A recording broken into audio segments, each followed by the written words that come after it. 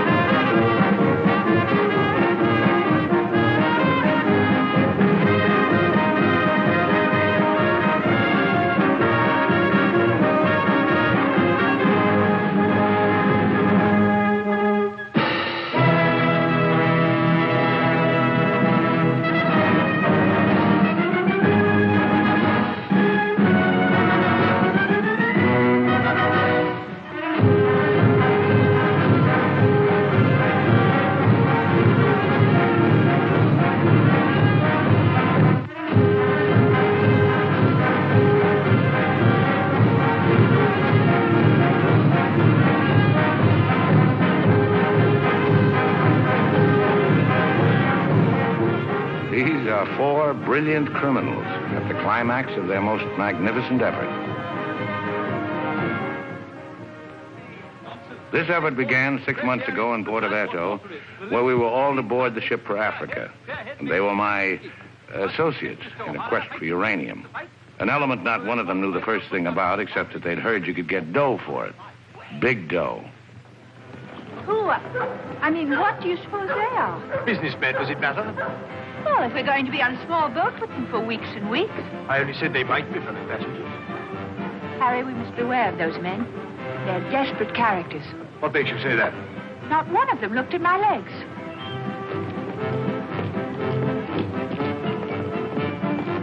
Good morning, Mrs. Janrother. Good morning, Billy Boy. Care to join us in a stroll? Turn up the liver, sweat out the toxins, help nature to help you? Wouldn't dream of it. Really, Billy, you mustn't be so offhand with Mr. Peterson.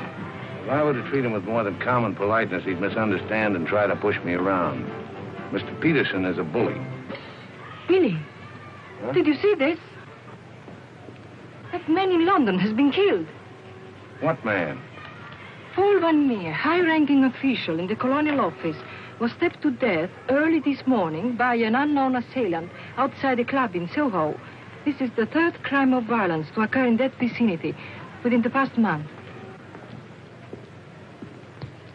What is it, Billy?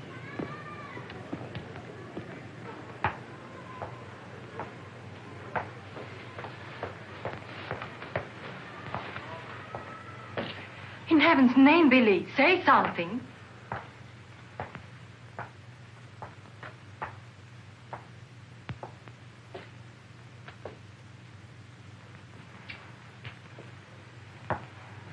Understand, of course, that Peterson arranged this. It seems there's been a lot of violence around there lately. I don't pretend to be a fool. But look, Billy, this happened early Tuesday morning. We'd all left London well before that. What about Jack Ross? What about the galloping major? But I thought he only stayed behind to get that phone call from Mombasa, if it came through.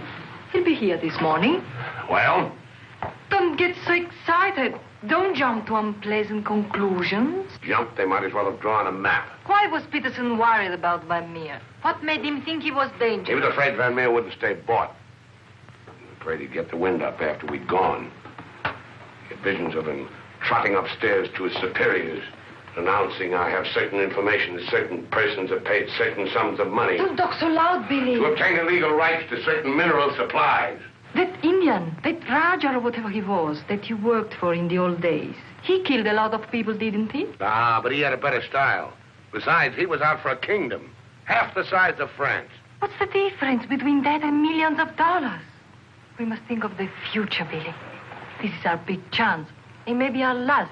Except for Mr. Peterson, we couldn't even pay last night's hotel bill.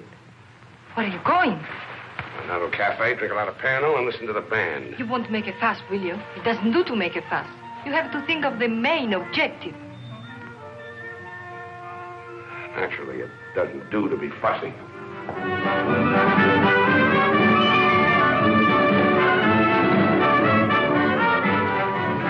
It's your move, Gwendolyn. Glasses.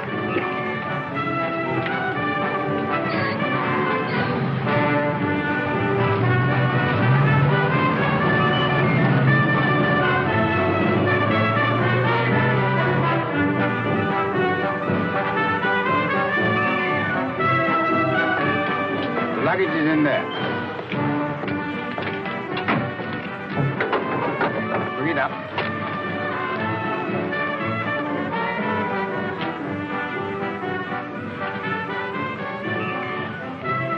Harry, look, the desperados. Not quite now, Convict Billy. Hard liquor before noon. I'm celebrating. Celebrating what? The safe arrival of the Major. He came galloping in a minute ago looking tired but satisfied. I take it his mission was accomplished? Yes, well, it's getting on for lunchtime, gentlemen. I'll see you later, Billy. Your move, Gwendolyn. Gwendolyn, it's your move. Oh. Check. Last. Are you sailing on the Niagara? Africa bound. So are we. Oh, my name is Chelm. This is my wife. How do you do? My name's Dan Rutherford. How do you do?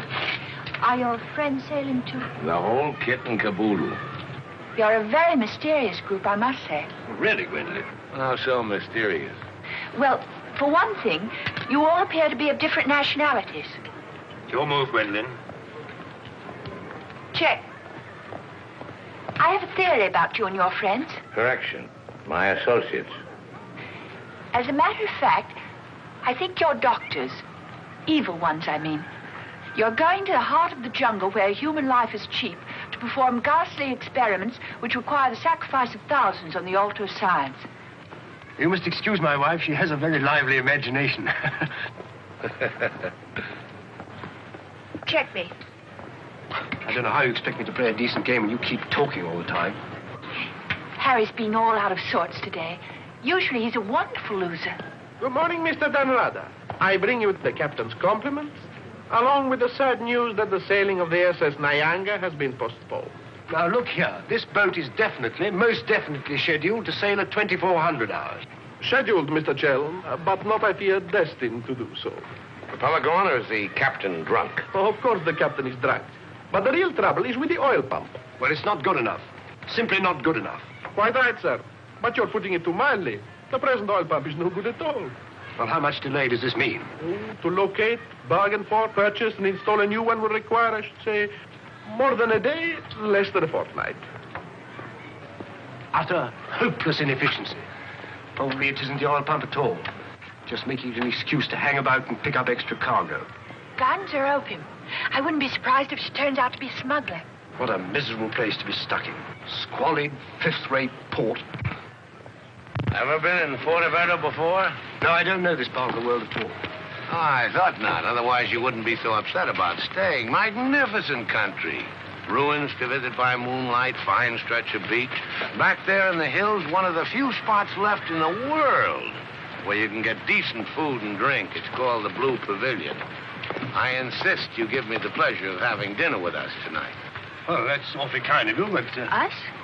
You and your associates? My wife and me. The committee? Oh, Mr. Chelm, I want you to meet a friend of mine. This is the Galloping Major. The committee wants you to toddle round. Okay. Right away. I'll be along. Better toddle. I said I'd be along. They don't like to be kept waiting. I'll lay on a car. We'll meet in front of the hotel at 6.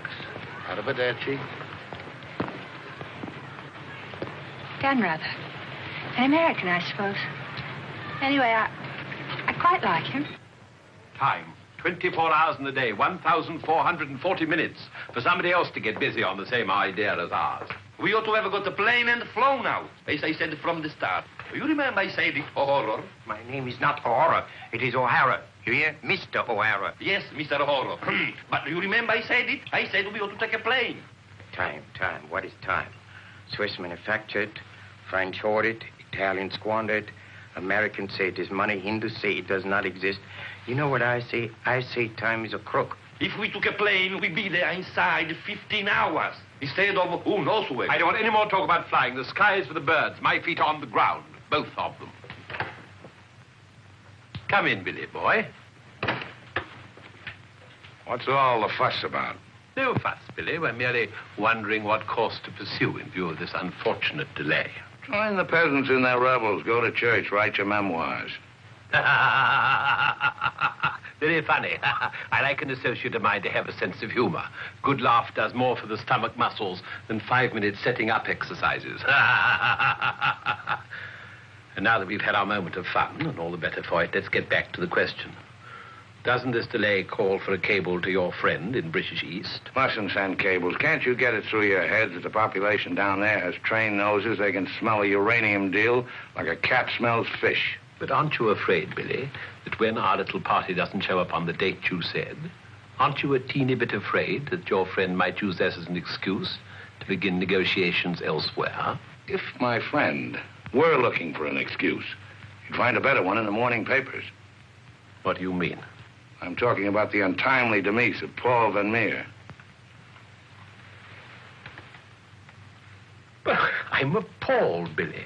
What an unwholesome opinion you must have of your colleagues to imagine that we... Look here, Peterson, you don't have to convince me of anything. You don't care what I think as long as I don't do anything about it. And I won't, unless you ever decide to sick that knife-happy little junkie on me. Watch yourself, laddie. Now, Jack, behave yourself. Sit down. For shame, Billy. I think you owe an apology to everybody in this room. And if you're half the gentleman I know you are, I'm sure you'll make it. As I was saying, Peterson, you've nothing to worry about. My friend won't pull out unless I tell him to. For purely venal reasons, that's the last thing I have in mind. Jack, give Billy a light.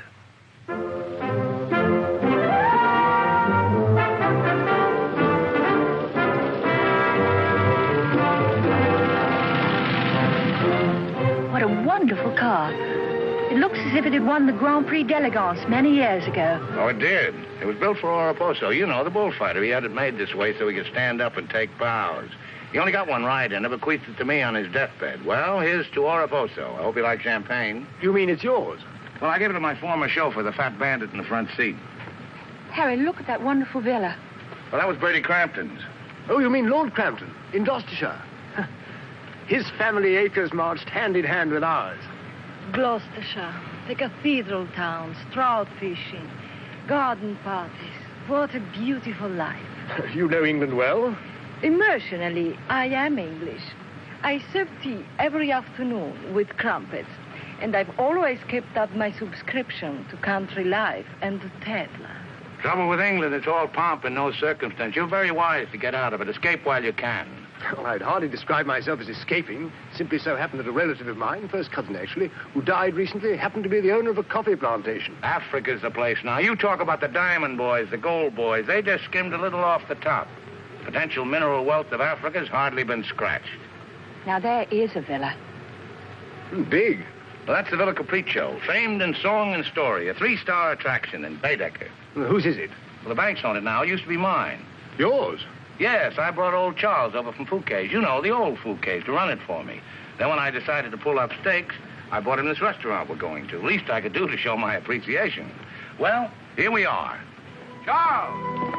Charles! Wait here a minute while I rout old Charles out. He doesn't even know we're in this neck of the woods. Charles! Charles! He must think we're extraordinarily naive. Knew all those people. Owned that vast villa. Bought this place because he liked the fellow's cooking. What utter balderdash. Oh, perhaps he did. I beg leave to doubt it. Did you notice his wife? She seemed to be rather a sensitive little woman. Really embarrassed by all that rot. I am sorry, signore. As you see, we are closed. We do not open for another 2 months.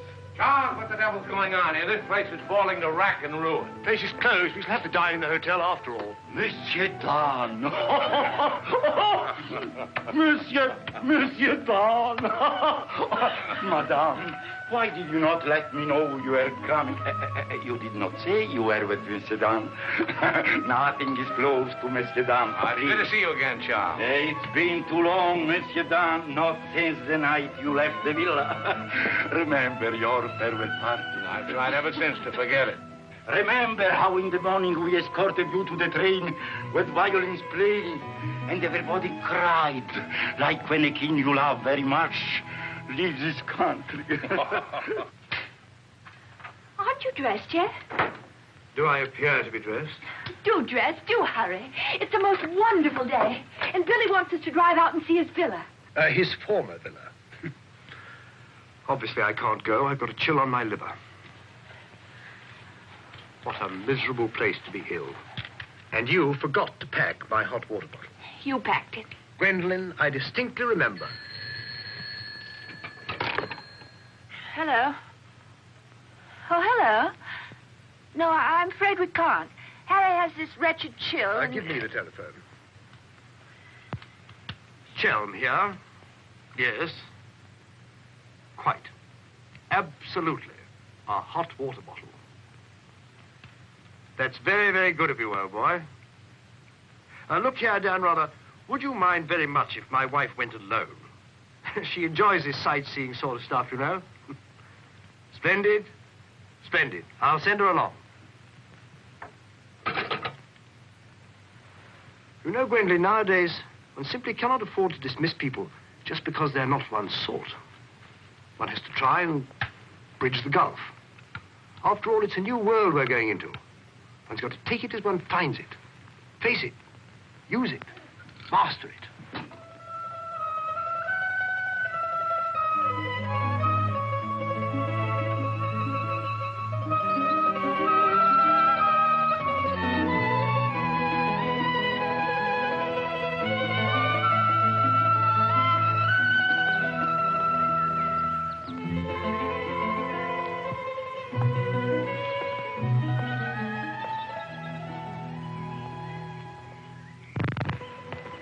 You know, I've seen Americans on the street and in the cinema, of course, but I've never talked to one before. Are you a typical American? I think it's important that I should know. Why important?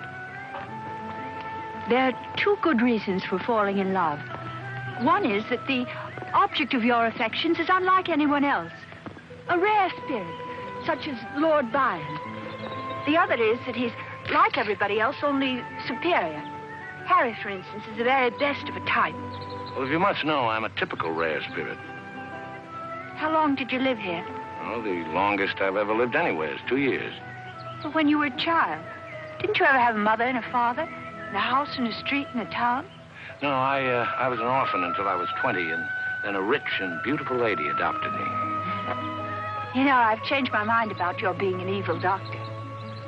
You're off to keep a rendezvous someplace in Africa sacred to the tribesmen. You're going to found a new empire and make yourself master of the riches of the world. But you need a beautiful blonde queen to impress the natives as the incarnation of the Queen of Sheba. That's why you're making a pass at me. Am I? Of course. I don't generally go sightseeing with strange men. You don't believe that, do you? Well, I believe anything you say. Do you? Well, you shouldn't, you know. You really shouldn't. Mr. Chelm? Yes? It's I, Mrs. Bernard, Maria. Oh, come in. Tea for two and two for tea? Now, that's most awfully kind. You shouldn't have troubled, really. Billy told me you had a chill. Bit of one on the liver. 2 tarsal. Milk, of course. Of course. I feel I should like somehow to do him a good turn of some kind. You do? Well, naturally. Oh, I see. Naturally. I think it would be nice if you were able to do something for him. Help him along. Give him the benefit of your advice. Delighted, of course. For instance. Oh, something with business.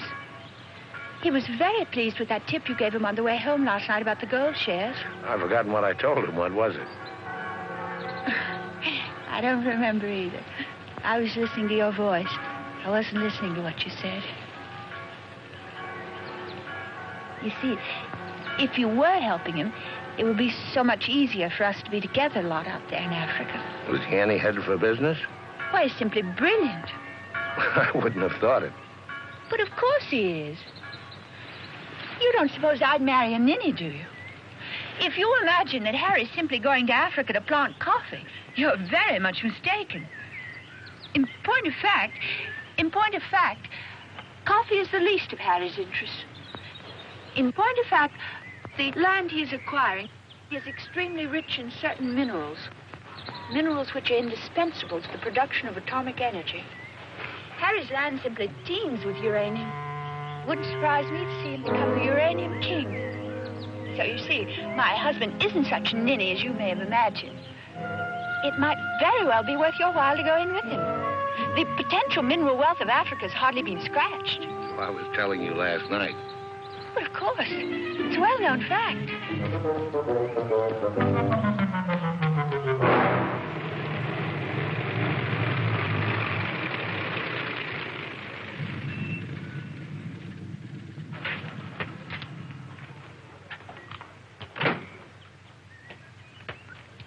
Billy boy.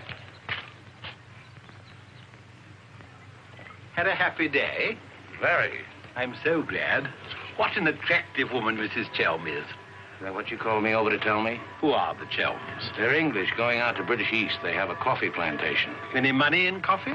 No, but there's a type of Englishman goes off to coffee plantations without caring whether there's any money in it or not. Relatives leave them coffee plantations and they go out to them. But why this sudden interest in the Chelm? I just like to know who's making friends with my friends. Well, now you know.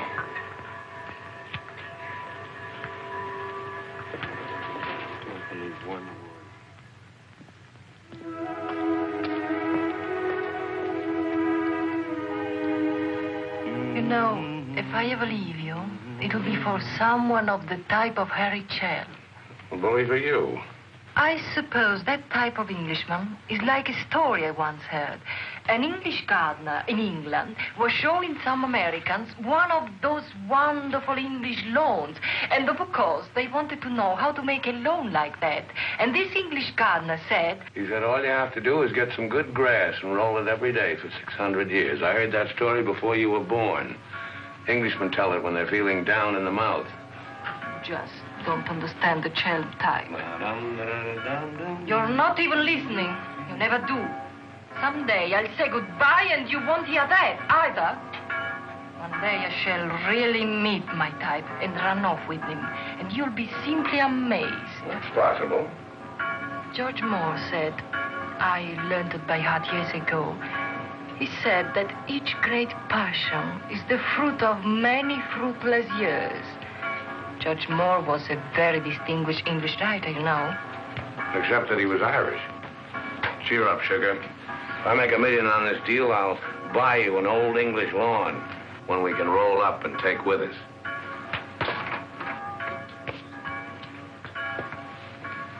Billy, good morning. What's our wide-eyed Irish leprechaun doing outside my door? Why do you always make jokes about my name, huh? In Chile, the name of O'Hara is a tip-top name. Many Germans in Chile have become to be called O'Hara. Good morning, Mr. O'Hara. Madame, my respects. Perhaps Mr. O'Hara would like something to drink? Yes, maybe perhaps a little whiskey, huh? Very weak, please.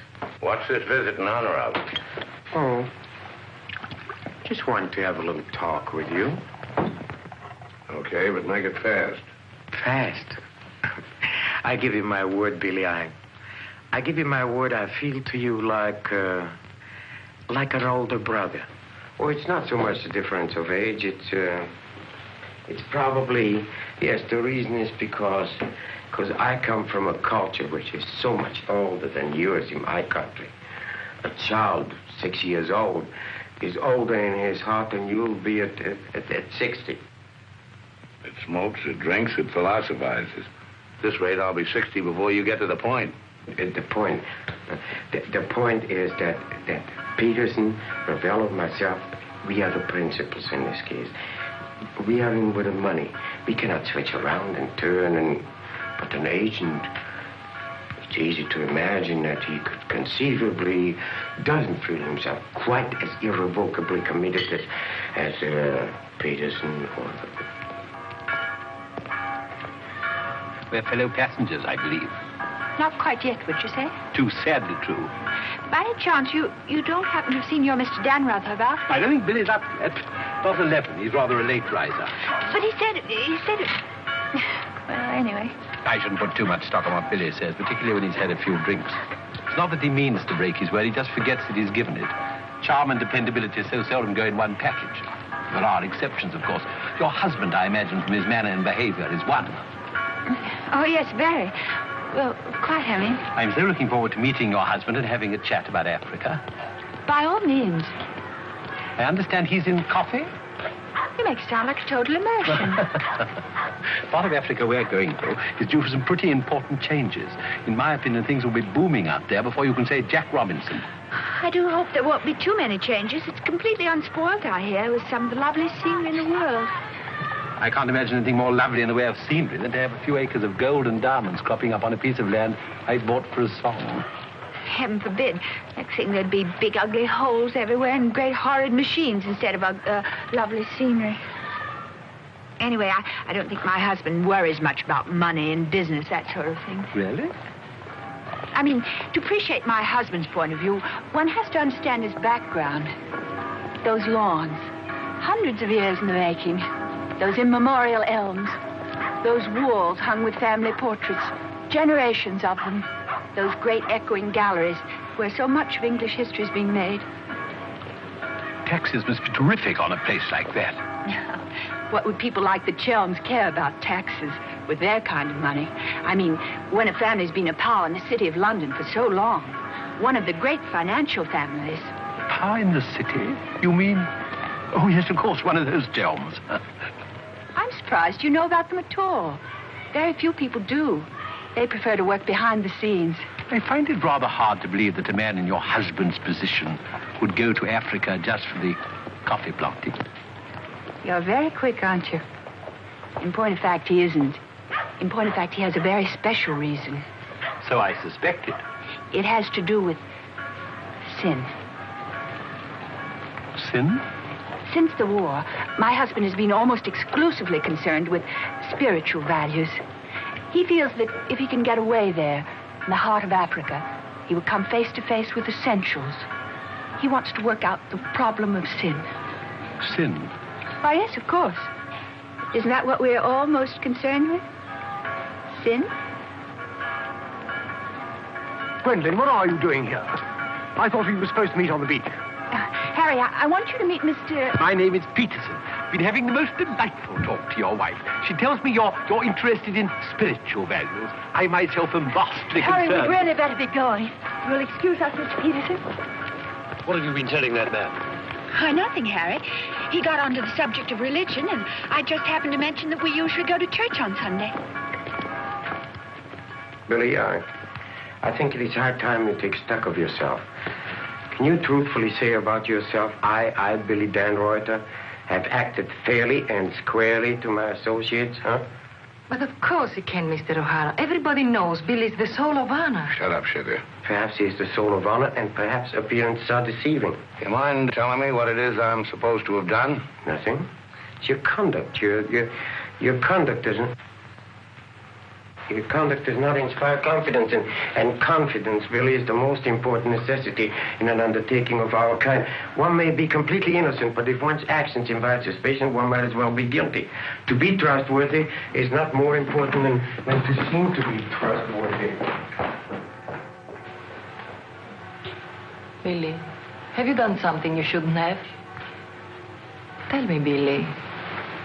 Tell me the truth. My conduct. Who do they think I am, their hired man? But you are, you know. You are the hired man. How good and kind of you to remind me. How good, how true, how kind.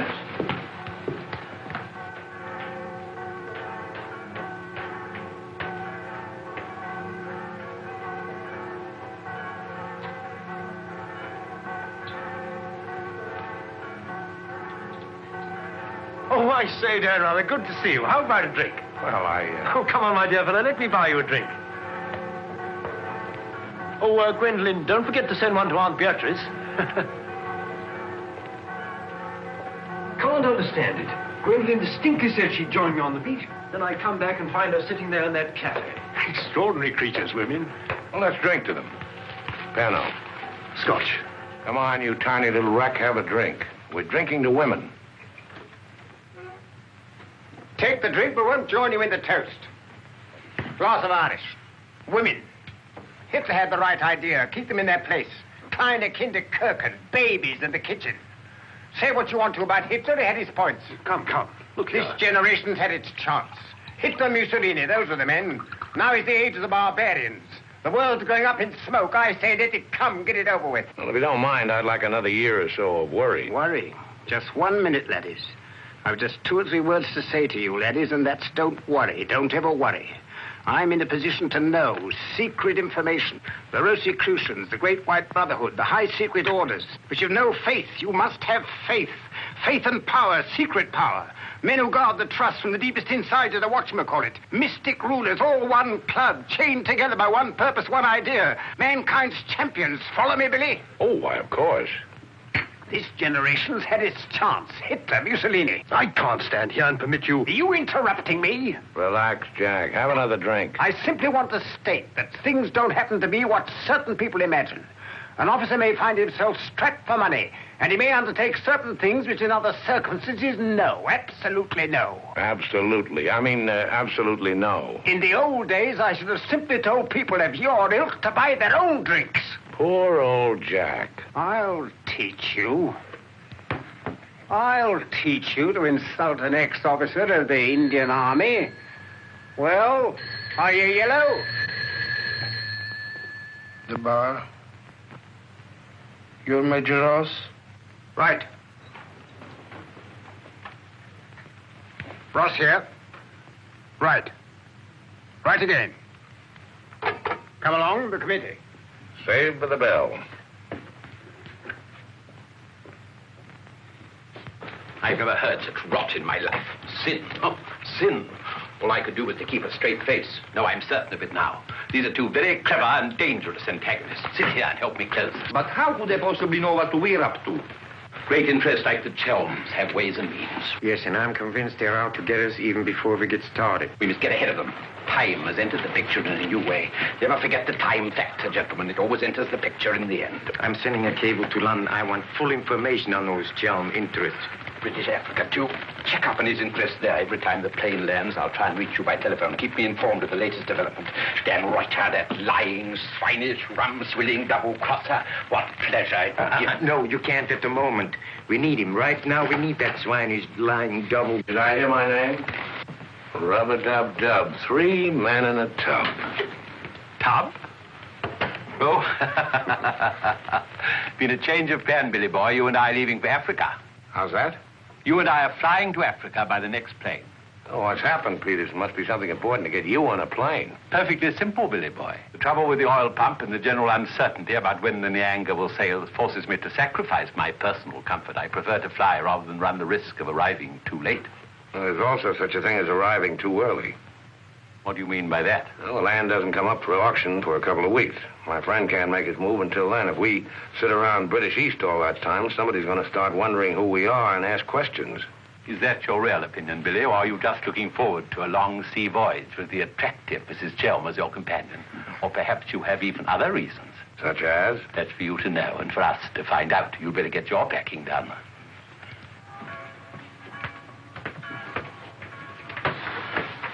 Billy? Where are you going? Off to Africa, flying. Just like that? Weren't you even going to kiss me goodbye?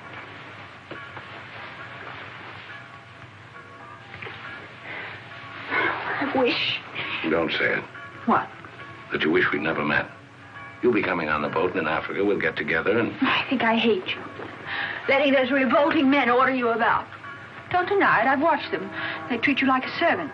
They say, hop it, and off you hop. I know what it is. They have a hold on you. Some black secret that could ruin you. What makes you think that? No, it happens all the time. My old Spanish nurse told me that half the people in the world would be ruined at once if everyone told what they knew. But couldn't you let them done away with? I mean, you must know plenty of people who could bump them off. It probably cost a good deal, but it'd be worth it, certainly. Well, it's not impossible, except that afterwards I wouldn't have any money. This way I stand to make a lot. Millions? Maybe. Then perhaps your connection with those men isn't quite so undignified as I thought. Those millions, would they be pounds or dollars? Well, either way suits me. No, that's very careless of you. The state of the pound is so uncertain. You must think in terms of hard currency. Maybe I should hire you to handle my affairs. You could do worse. I'm awfully intelligent, really. Come along, Billy boy. The car's waiting.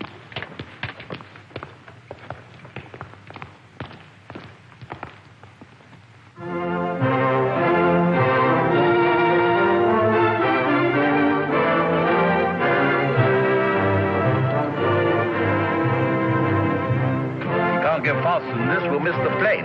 Press on! Press on!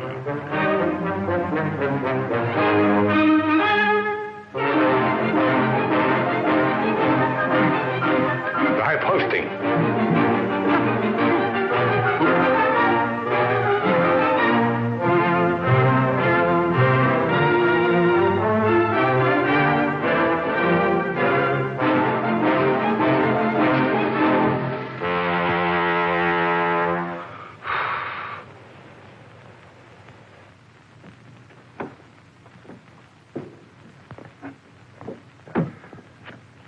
Bisogna spingere. Push, push.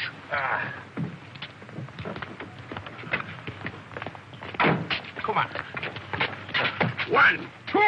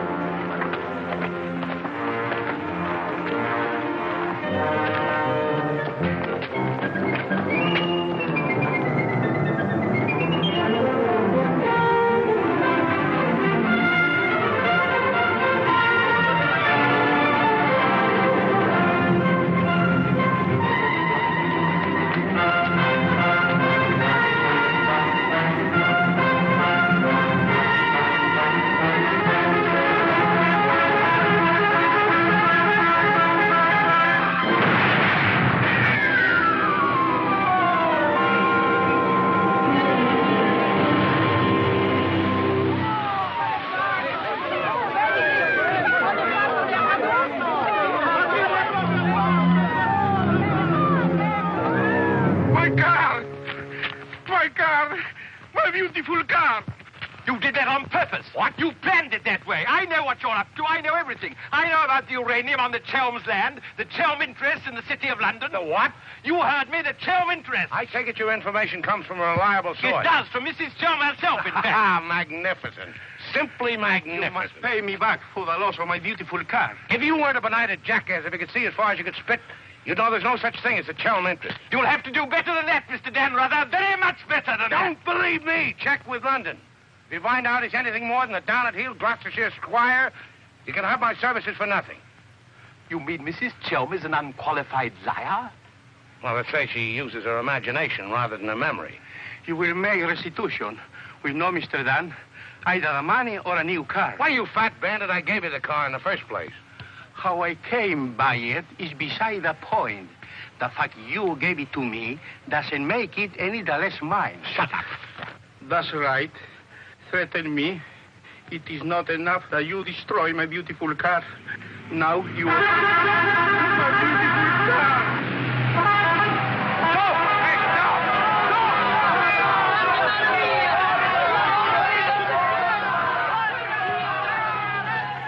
More than anything, I want Billy to make a grand success out there. Oh, as you care so much about money, I should have thought you would have left Billy for some rich man. I shouldn't think Billy would mind, really. I mean, neither of you are in love or anything. You are a strange girl. Of course I love Billy. Actually, I adore him. And Billy loves me very, very, but very much. That's why I trust him with his little unimportant amours. And what does he say about yours? But, darling, all husbands like their wives to seem attractive to other men. Be sure you explain that to Harry. I'm going back to the hotel.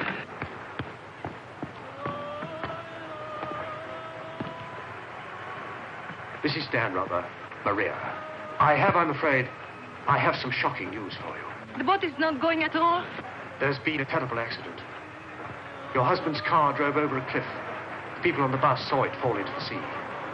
It seems almost certain that... What is it? What are you trying to say? He's saying that Billy is dead. It's become necessary to redistribute the stock in our company. Stock. What good is the stock now? We can't deal with the Rada's friend. Not without Arada.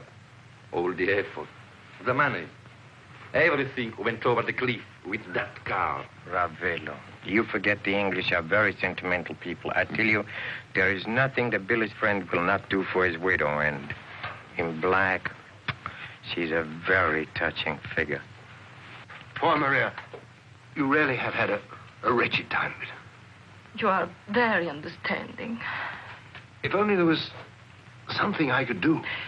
Just now, if you could bring me an aspirin. I have a headache. Don't move. Just you wait there. I'll be back in a moment. Mussolini, Hitler, and now Peterson. A great man, a great loss. I'm going upstairs and reading my Bible. Why all the gloom? Maria has a headache. What's the matter with you? Go away. My dear girl, I'm as sorry about Dan rather as you are. But after all, it isn't as if he was one of our oldest friends. I was in love with him. He was a very pleasant acquaintance. What did you say? I was in love with him. Really, darling, have you no control over your romantic fantasies? I loved it. Can't you hear me? I love you. Oh, rot. You're just dramatizing again. By George, you were right, after all. I did pet it. Oh, what shall I do? I feel so I were drowning. He's dead. He's dead, and I'm left in a fool like you. I tell you what to do. Have a bit of shut-eye. You wake up in an hour feeling your real self again, and there'll be no more silly stories about falling for a middle-aged roustabout. So? Oh, please go away. I'll just take these to Maria.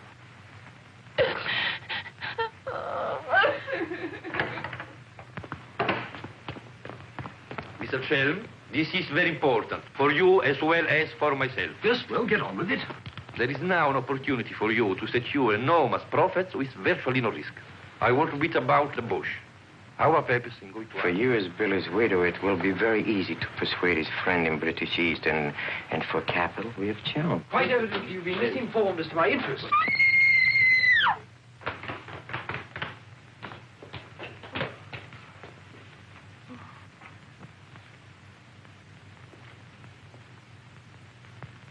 What's the matter with all of you?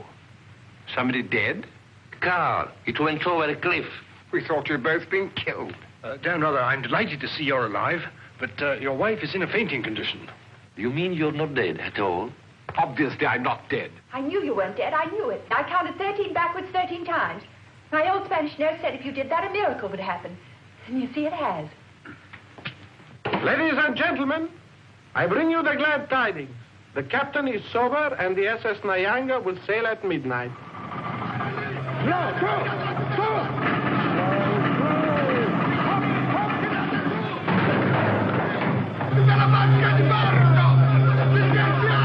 I can't see it anywhere. What can have happened to it? My dispatch box, where is it? A black tin box this size. What have you done with it? Guardi che la sua valigia gliel'ho messa in cabina. I told you to take the most particular care of it. I shall not go on board till my dispatch box has been found. Having trouble, Chelm? I think that I can't cope with myself, thank you. È la seconda volta che glielo dico. La valigia gliel'ho messa in cabina, è inutile che insiste con me. Says he put it in your cabin, whatever it is. Idiot! Why didn't he say so in the first place? Say, look. What's happened to Harry? He's been giving me the fisheye all evening. Oh? What is it? Perhaps it's because when I thought you were dead, I told him I was in love with you. You what? I couldn't help it. It made you seem less dead. And? Oh, he didn't believe me. He thought my nerves were upset. Sort of delirium. He thought it quite a joke. The idea of my inventing a love affair with a middle-aged roustabout like you. That's what he called you. Well, now that I'm back in the flesh, you'll begin wondering about that delirium of yours. I suppose seeing you alive is different from thinking of you dead. You're just great cooped up on that tub with a suspicious husband. Billy.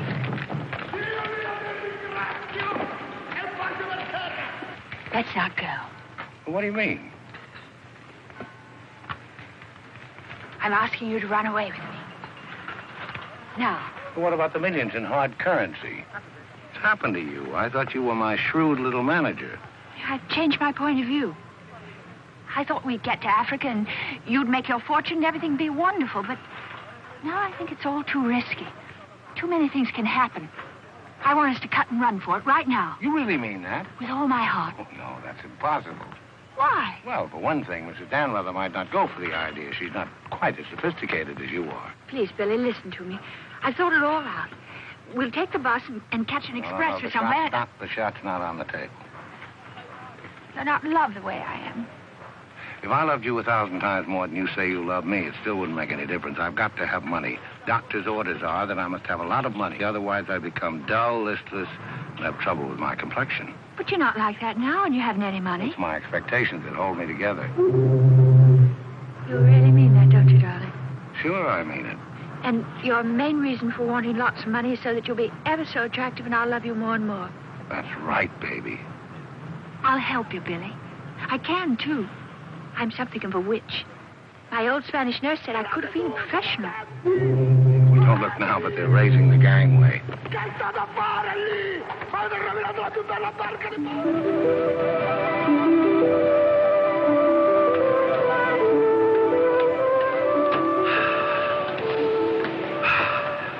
The air, ozone. What a pity we can't bottle it, gentlemen. What a fortune we'd make.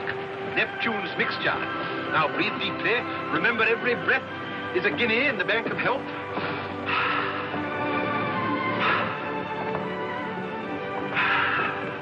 Good morning, Chel. Why, that's good. Very good indeed. I didn't know you were an artist, Mrs. Danrother. I'd hardly call myself that. I only dabble. The nose is not enough long. The ears are too small. Only has one eye. Now, come along, gentlemen. We must not dawdle. Blow the man down, bully, blow the man down. Blow, blow, blow the man down. Blow the man down, baby, blow the man down. Good morning, Mrs. Chelm. Let's hope she breaks her neck. Blow the man down, bully, blow the man down. Blow the man down, bully, blow the man down. Blow, blow, blow the man down. Blow the man down, bully, blow the man down. Give me some time to blow the man down. Mr. Peterson? Mr. Peterson? Radiogram.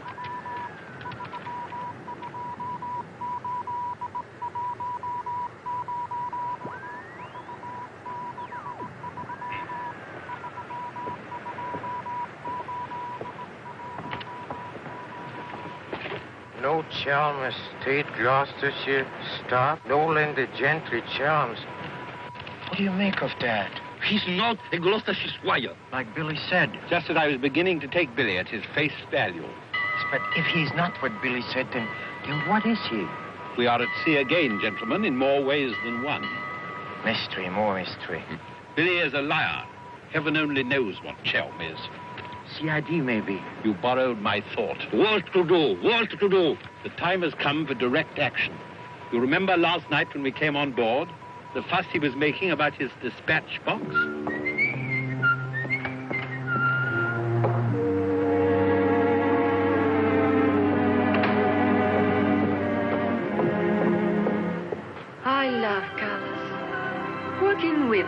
is an endless puzzle. Your face, for instance. 10 minutes ago, it was all brown and pink. Now the light is changed and is chalky white. What? Tinged with green. Green?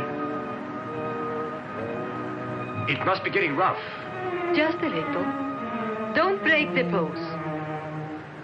I don't feel very well. I think I'll go below and take a pill.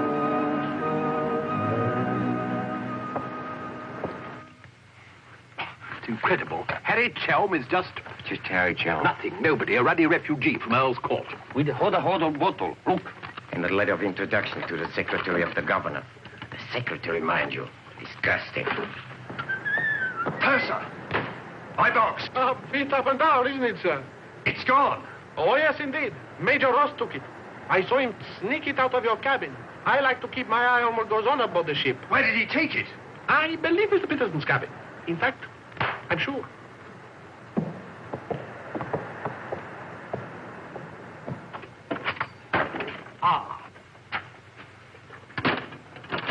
And now may I ask what explanation you have to offer? He forgot his hot water bottle.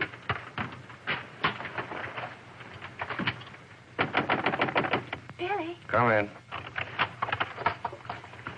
Billy, have you heard what's happened? I've seen the paper in days. It's not funny.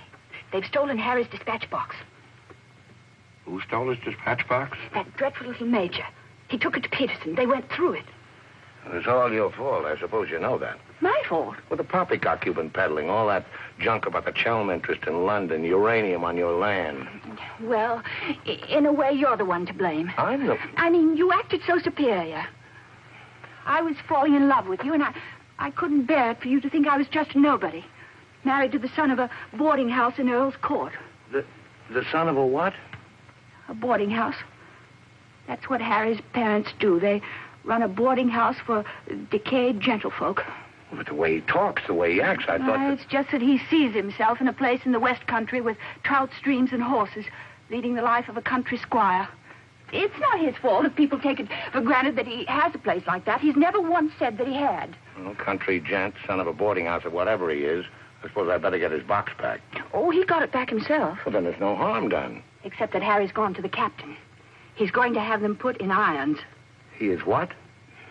He says that's what they did in the Royal Marines. Look here, Skipper, there's a perfectly simple explanation for all this. I happen to own a dispatch box which is very similar to Mr. Chelm's. When I didn't find it in my cabin, I asked Major Ross to see if it had been stowed away somewhere else by mistake. The Major found what he thought was my box in the saloon with some other luggage. The box has been in my cabin ever since we sailed, under the berth. As soon as I saw the box, of course, I realized at once that it wasn't mine. I simply opened it to find out to whom it belonged so that I could return it to its rightful owner. I can't conceive why this gentleman should imagine I should be interested in a box containing patent medicines. I'm not a hypochondriac. Purser, tell the captain exactly what you told me about the box. Why, sir, you asked me whether I'd seen it, and I said it might be the one I'd seen being carried along the passage by Major Ross. You distinctly told me that you'd seen it being taken from my cabin. Oh, you must have misunderstood.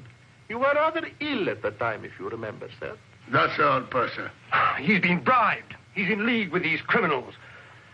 Just a case of a misunderstanding. That's how I look at it. Now, what about a little cognac? To wash away any ill feeling. I don't care for a drink. And let me assure you that this matter is far from settled. While rifling through my personal effects, I feel certain that you must have noticed I had a letter of introduction to the secretary of the governor. I suspect he'll be much more interested in what I have to say than this gin-soaked so-called ship's captain. You mind your tongue! Any more else? You're the one I put in irons. As far as I'm concerned, this is a close incident. You got your box back. Why don't you forget the whole thing? What possible interest do you expect the Colonial Office to take in? On the contrary, I expect them to show considerable interest in a gang of crooks who are trying to swindle the country out of vast uranium deposits.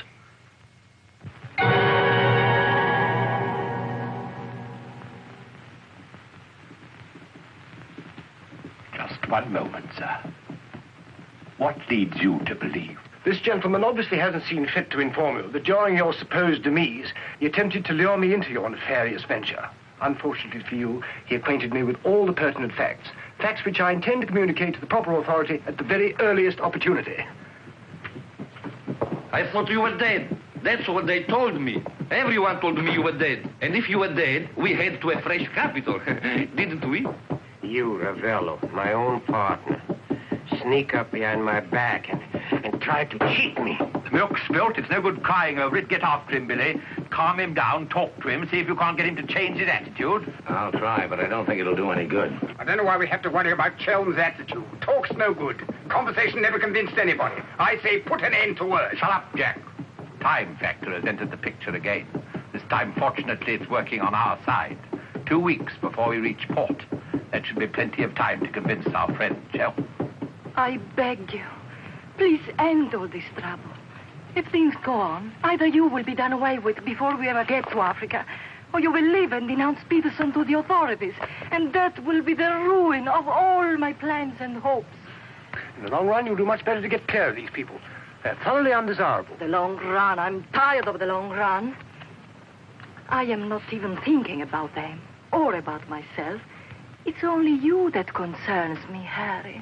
No need to worry about me. Ever since I met you, you fill my thinking. You are becoming an obsession. Don't you understand, Harry? I am deeply in love. Maria. My dear.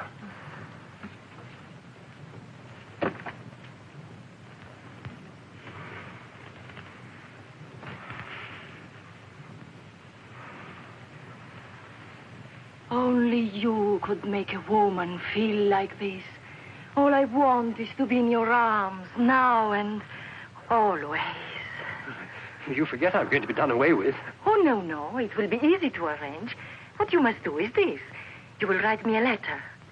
A love letter. You will tell me that you cannot denounce Peterson, because then I will suffer too. Because you love me so much, you cannot bear to hurt me. Such a letter they will believe if I show it to them. My dear girl, you must see that this is quite out of the question. I don't propose to make compromises. Not compromises, Harry, darling. But you can see if you cause trouble, the whole of our plans, my plans, you would not want to make the innocent suffer. It would be much better if you don't interfere, Maria. I must handle this as I see fit. Then you intend to go ahead with this business, tell stories and ruin everything? It'll be much better if you cut loose from these people. No happiness can come from such an association. Harry, I'm asking you not to do this. Please, write a letter. Then there will be no trouble for you, no trouble for us, no risk when we get to Africa. I'm sorry, my dear. We English are a very pig-headed lot. You think you can get away with this?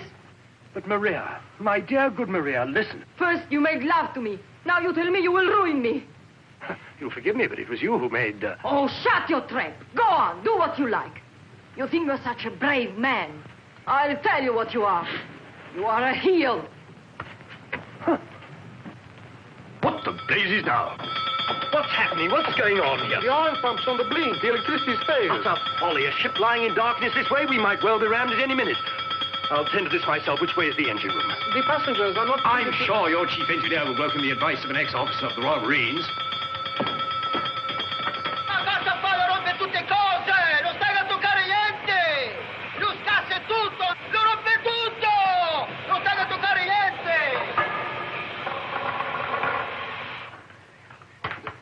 Look here, you fool. Are we simply abandoned to our fate? I insist on something being done. For instance? Well, give out the lifebelts.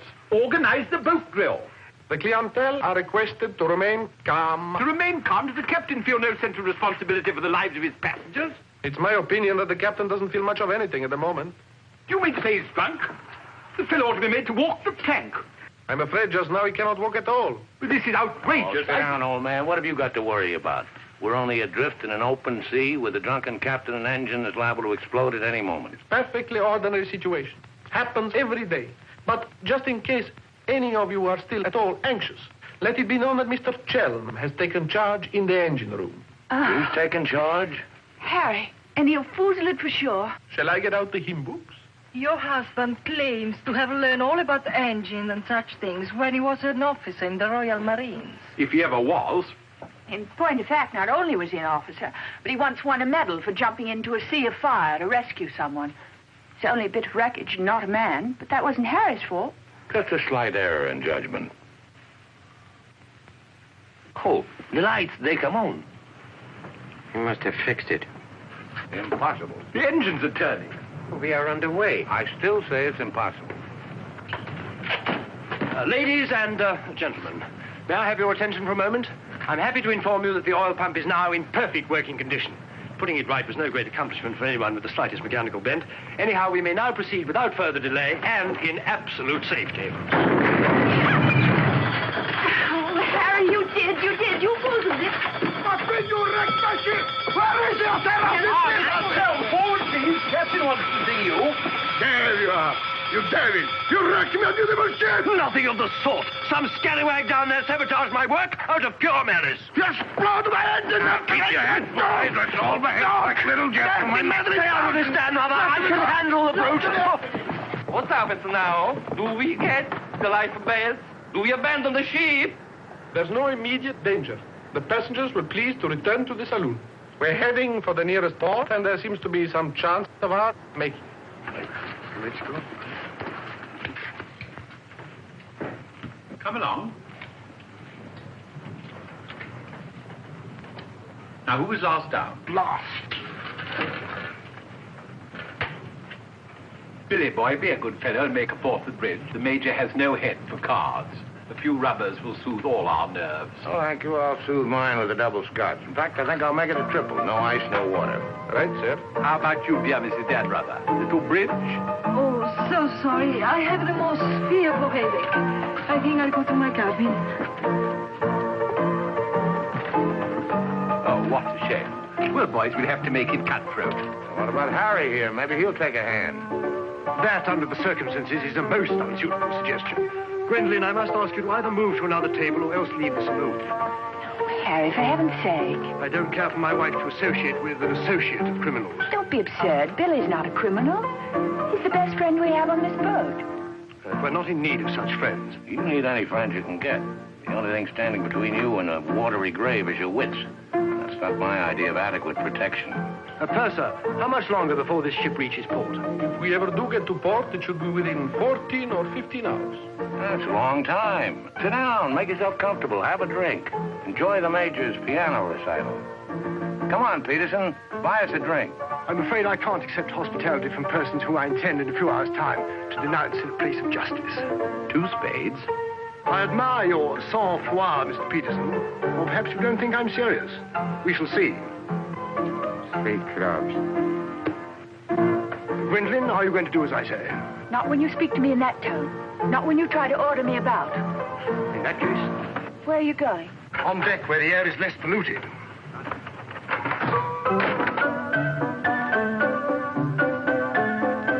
Sir, 4 tonics. I think you'd better go after Harry. Why should I? If he's going to be so childish and unreasonable. Take my advice, go to him, stay with him. I suppose you think we should keep up appearances. The loyal wife at her husband's side. No, Billy.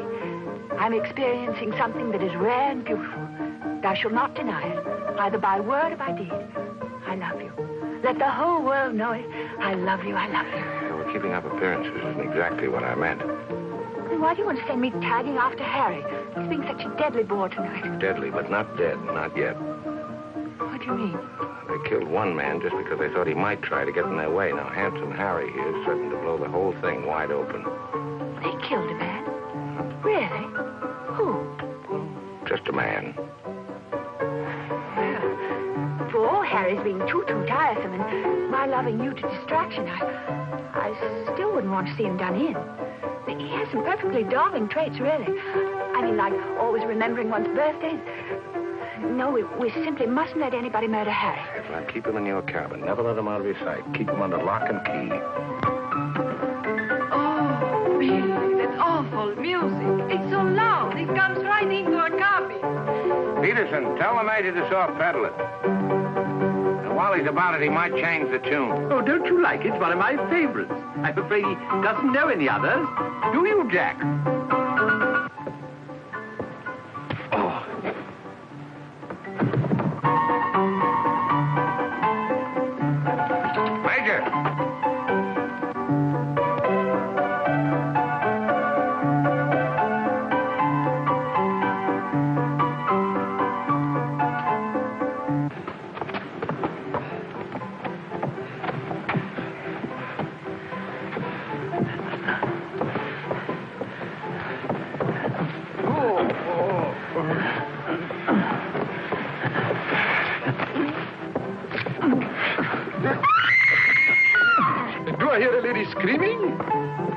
one down.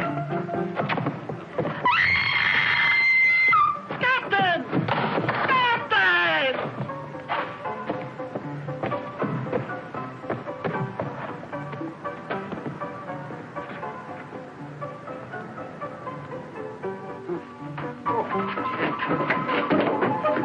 What happened?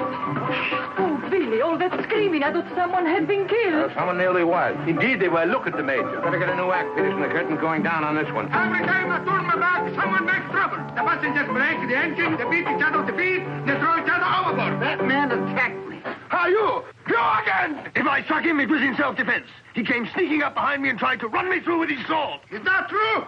Well... It's no use, Billy. My trying to protect Harry any further.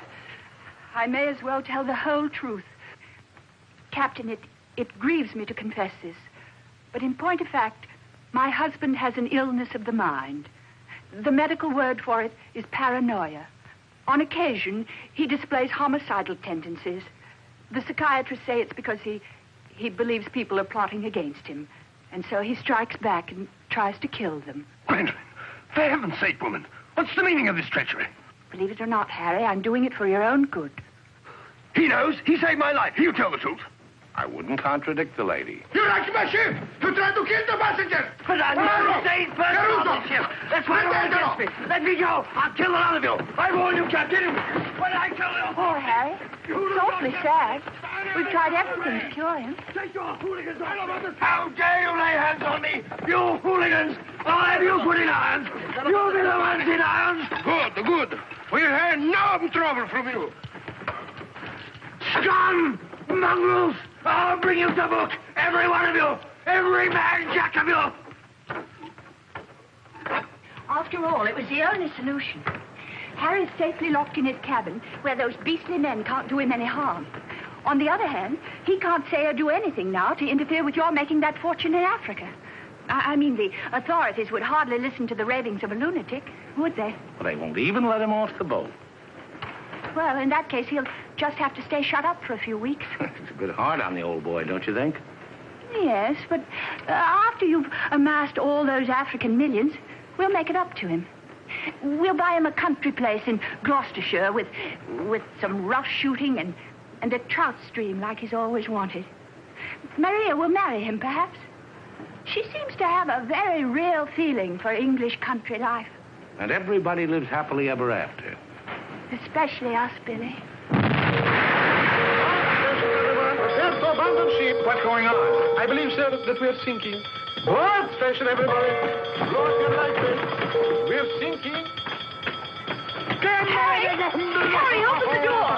You must! The ship's sinking! Get back.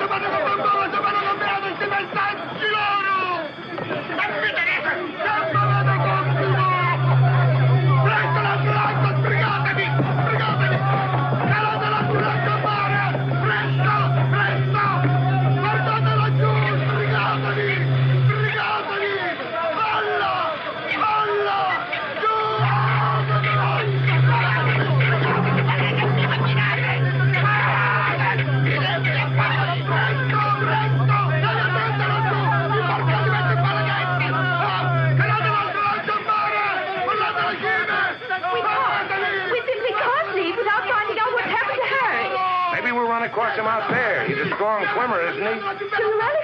I don't say we will, but it's possible. Anything's possible.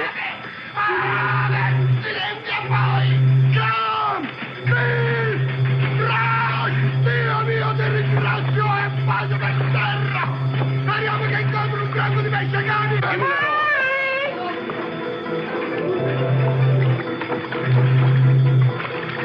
Harry!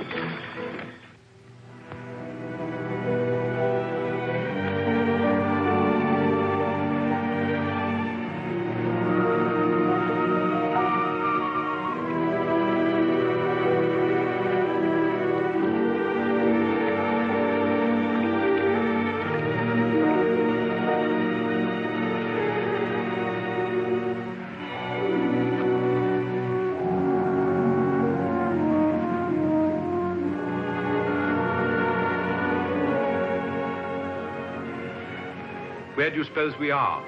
Africa. What part of Africa? Yes, that's important. What part? Not a bad place to land. No customs, no forms to fill out. Tell us at once where we are. It's important I know. You mean to say there are parts of the Dark Continent where you won't be received like the prodigal son? Olio. What's that? Olio.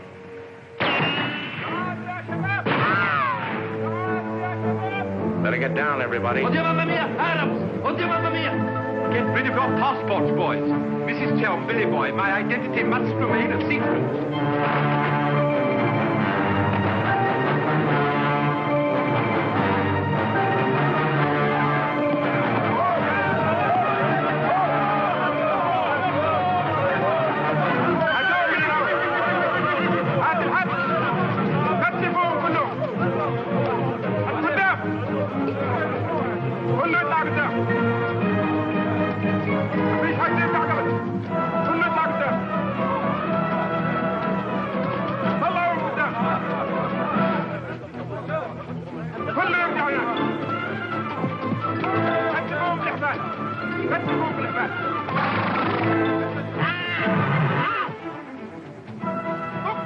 Olio, what's that? It was a company that sold arms to the Arab legions.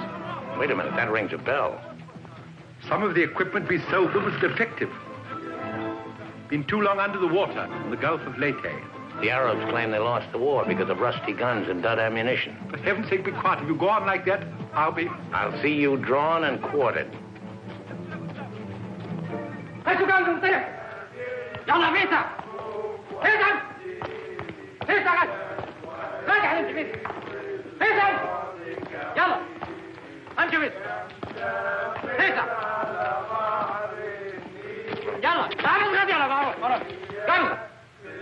Are you going to allow them to bully you in this way? Why, it's simply... Shocking. Harry wouldn't have let them do it. He had a sense of dignity. I have a sense of survival. Billy, what is going to happen? Do you think they will torture us? Just let them try it. I'm a British subject. I wouldn't say it too loud.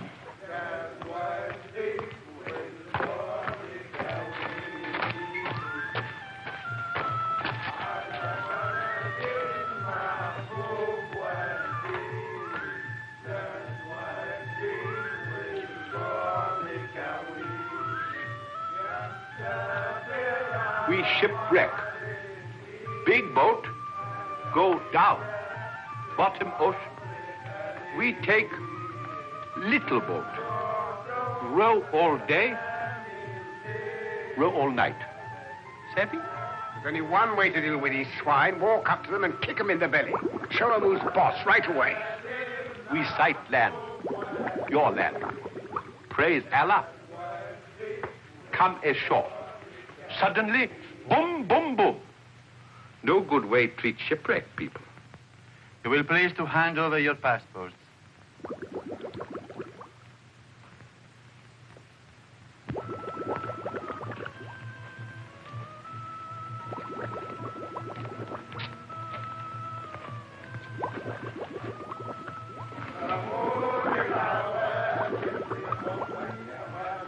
There seem to be 4 missing.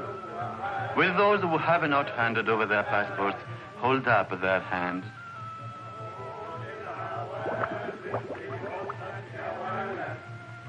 All left on board ship, Your Excellency. A terrifying experience. An incompetent crew, a burning ship, put overboard in a small boat at dead of night. What was the name of the vessel? The SS Nyanga. She's a Portuguese ship. I will investigate whether such a ship has been reported lost at sea. Well, does it stand to reason, Your Excellency, we should come to this shore in a small boat if we'd not been shipwrecked? Our country is in a state of unrest. Oh, I am sorry. Agents of certain foreign governments sometimes try to enter it by stealth, hoping to fan the flames of revolution. Therefore, we check carefully on the activities of strangers. But surely, Your Excellency, in our case, one look is sufficient to convince you of our innocence.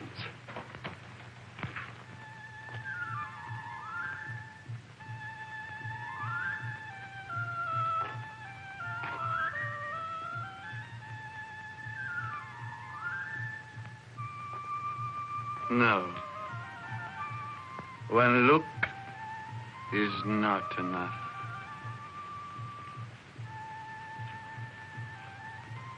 If you think we're the enemies of your country, the logical thing is to boot us out. Send us packing by the first available boat or train. We shan't object. We've got important business elsewhere. Where is elsewhere? Central Africa. And what sort of a business? Vacuum cleaners, sewing machines. Ah, yes. Businessmen. All going to Central Africa to sell vacuum cleaners. Hat to hat, I suppose. And you, sir, I take it, are the head salesman, the ringleader of this group. Oh, no group. We met for the first time on board ship. Complete strangers to one another. Liar! The others all look at you each time I ask a question. I am a keen observer. You four are together. Oh, no, my fat-gutted friend. I'm not the illiterate, simple-minded native you're fool enough to take me for. I am a great man, a serious man. I spit on you, too. I spit on you and all your life. Off to the wrong star, Peterson. There's only one way to deal with these swine! Swine! You'd better be careful. My husband, my late husband, who was drowned in the Niagara disaster, happened to be one of the most important figures in the British government, Sir Harry Chelm. In point of fact, we had letters from the Prime Minister and the Queen telling everybody to be particularly courteous to us and our friends. So you see, if any harm befalls us at your hands, it will become a major international incident. Would you instruct that one that in my country a female's lips may move, but her words are not heard? Harry. If only you were here. And now, sir, you will stop abusing my intelligence and tell me who you really are and what is your actual purpose in being here. I'm a sick man. I've got a bad heart. I mustn't talk anymore. You refuse to answer. Well, that is interesting. It makes of it a contest in a game at which we excel.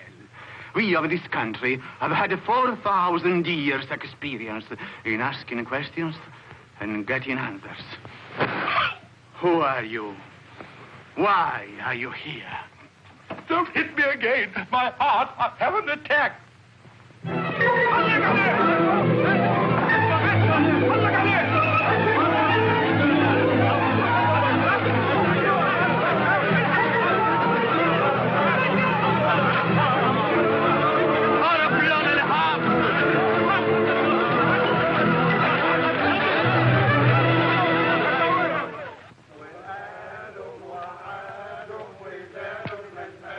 Billy's led a thoroughly decadent life.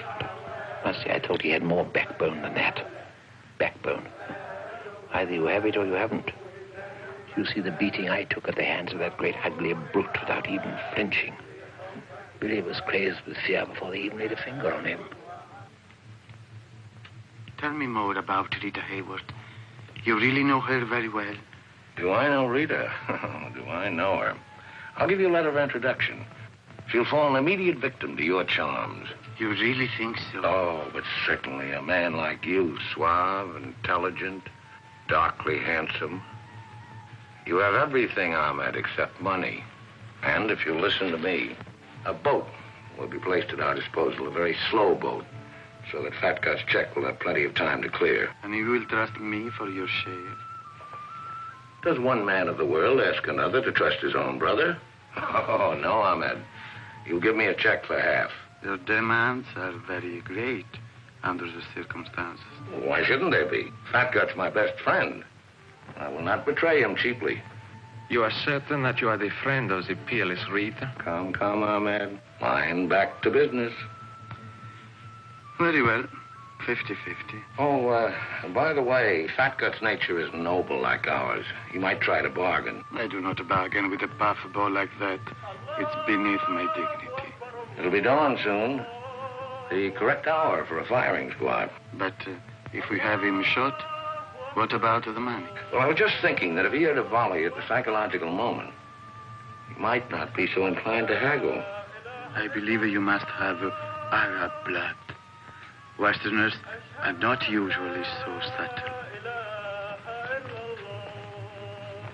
يلا يا علي نمسك الراجل الثخين. يلا بينا. يلا. Look, Halamite.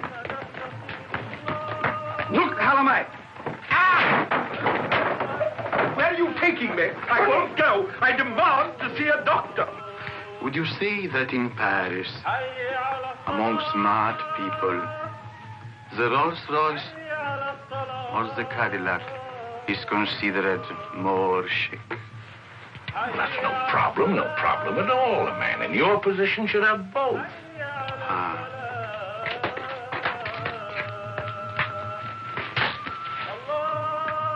Mr. Donnerother, I believe, would like a word with you. Billy, sit down, Peterson.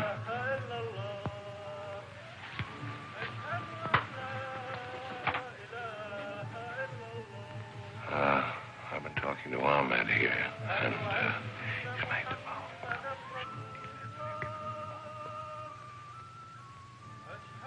It's blackmail. I can't pay.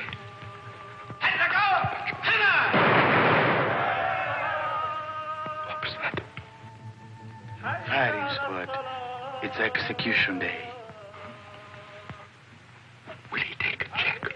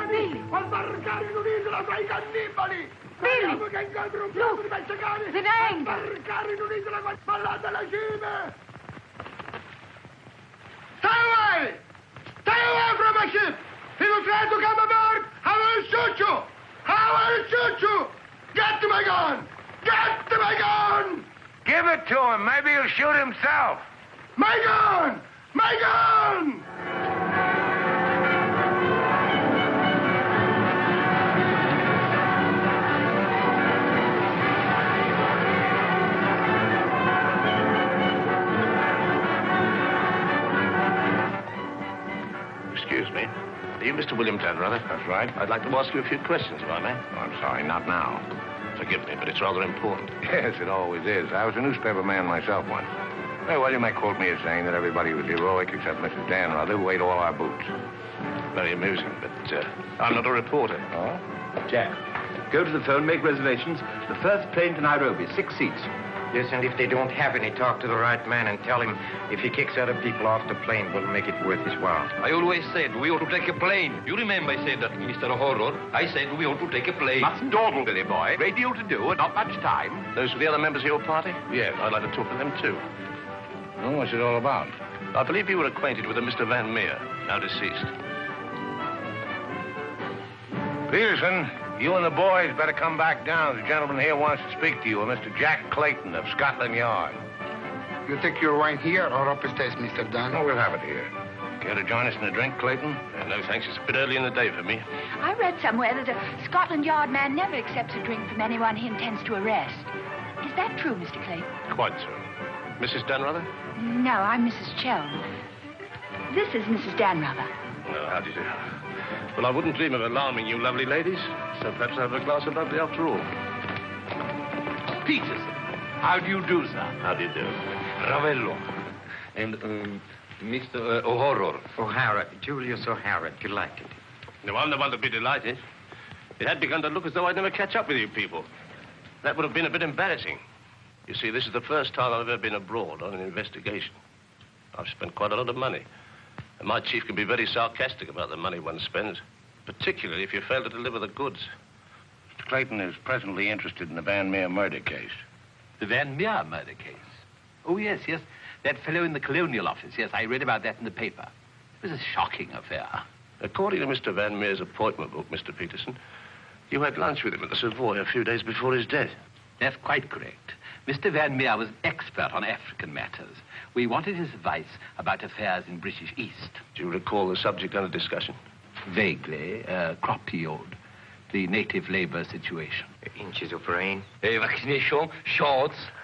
How long did you know Mr. Van Meer? Oh, a couple of months. We met half a dozen times. Did he ever make mention of any enemies, business or otherwise? Did he say anything about romantic attachments? I mean, did he name any women? No. I should have been very surprised if he had done. Mr. Van Meer struck me as being every inch a gentleman. Oh, of course. Well, that's all. Unless somebody has anything further to add. I have. I think you ought to know that the business of one of these businessmen is murder. I beg your pardon. Major Ross, I mean. I can't guarantee Major Ross murdered this Van Meer person.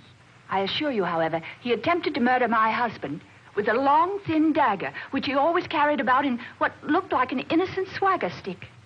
Go on, Mrs. Joe. You see, Major Ross is employed by Mr. Peterson there to do his dirty work. One might say he's a professional killer. My husband found out certain things about Mr. Peterson. Things in point of fact that are a matter of empire, involving, as they do, a plot to exploit our kingdom's uranium resources. And that's why Mr. Peterson decided to have him done away with. Don't run away, Mr. Peterson. That's always tantamount to a confession of guilt. Tantamount is what I call it. More champagne, Clayton? No, thank you.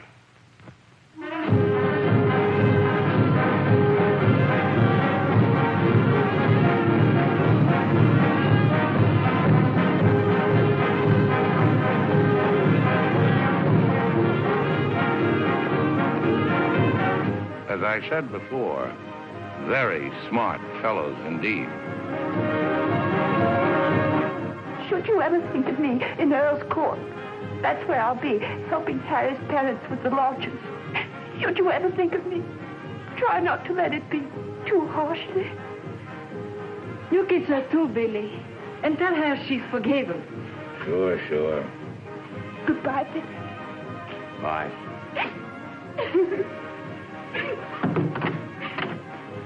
For Mrs. Chelm, just came on the ship's wireless. Oh, by the way, Mr. Danrada, do you know that your associates are all in the Hoosgow? Oh, not that I'm a bit surprised. I put them down as thoroughly bad characters, right off the bat. But then there are so many bad characters nowadays. Take mine, for instance. Harry! He's alive!